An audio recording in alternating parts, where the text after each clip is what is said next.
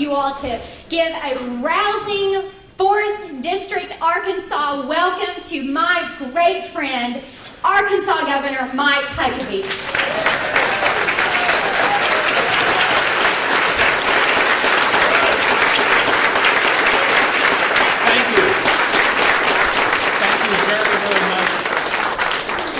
And I just want to begin by saying that I'm delighted that Governor Beebe is endorsing Beth Ann.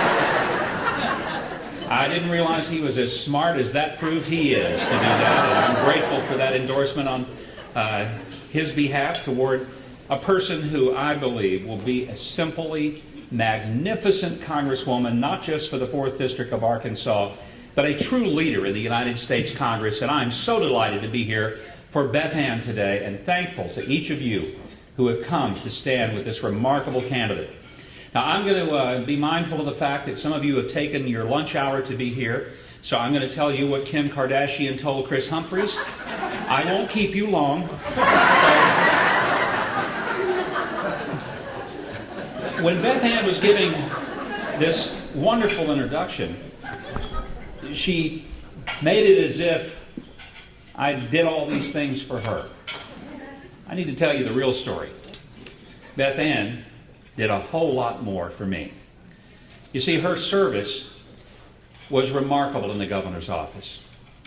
And one of the reasons that I'm so enthusiastically endorsing and supporting her and want so much for her to get your support, to see her in Congress, is because I've watched her work ethic. I've seen a person who is absolutely to the core principled, whose moral compass points north and never wavers, a person who you don't have to wonder, will she get to Washington and have Washington change her? No, that little redhead's going to go to Washington and she's going to change Washington, and I can't wait to let it happen.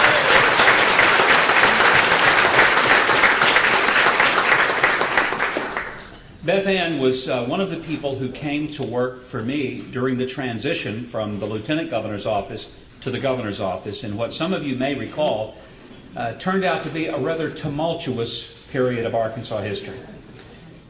And she was a part of the team that helped us get ready for the first days in the Governor's office, and was there for over 7 years. And in that time, she continued to grow and develop into increasing responsibility to be part of our executive team.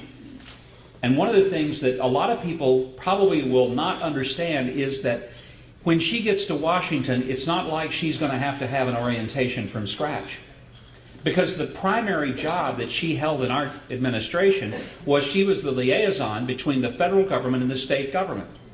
All of the issues and the programs that we were dealing with every day from Washington, Beth Ann was our point person in dealing with the federal agencies and the congressional offices, the 2 Senate offices and the 4 House offices, dealing with the individuals, both the congressmen, the senators, as well as their staffs, as well as the federal agencies.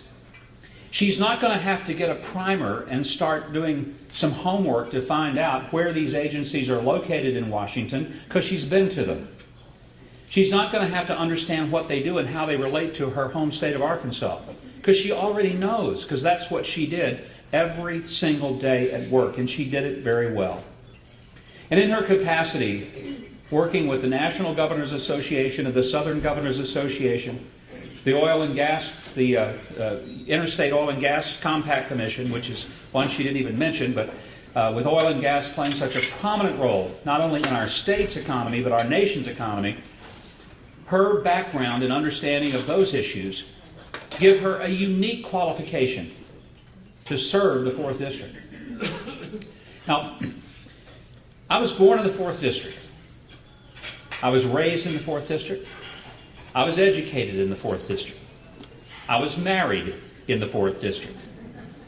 Janet and I made our first home in the 4th District, in Arkadelphia, when we were students at Ouachita. We lived in a little duplex over on Caddo Street. Some of you know where Caddo is. It was a wonderful little place. We paid $40 a month to rent it. And it was grossly overpriced in 1974 at $40 a month. 2 rooms, basically. We were thrilled to death to have it. So we understand the 4th District. Most of my adult life I've lived in the 4th District. For 6 years in Pine Bluff, 6 wonderful years. I see my dear friend Bob Langley and his wife here, who was a Methodist pastor, and then he went to Texarkana, and he had so much fun, I ended up going to Texarkana. We've known each other for so many years, but after 6 years in Pine Bluff, a community I to this day love and cherish and will always appreciate, a heart of the 4th District. We moved to Texarkana, not far from my hometown of Hope, and for the next 10 years, we lived there. My children, 2 of them, educated in the 4th District. The one who wasn't, 2 of my kids went to my alma mater, Ouachita Baptist University. I had one rebellious son who went to Arkansas State, but he did have the good sense to marry a girl who went to Ouachita, and the boy redeemed himself. He further redeemed himself when he and his wife presented to us our first grandson this past summer, which made us some of those obnoxious grandparents that some of you have been for quite some time. Our daughter Sarah and her husband Brian, who are here today, will be presenting us with our first granddaughter the first part of May. So life has been wonderful and full. And I want to tell you now, both our grandson and our soon-to-be granddaughter, if they were old enough to vote, they would be voting for Beth Ann Rankin. So what's your excuse?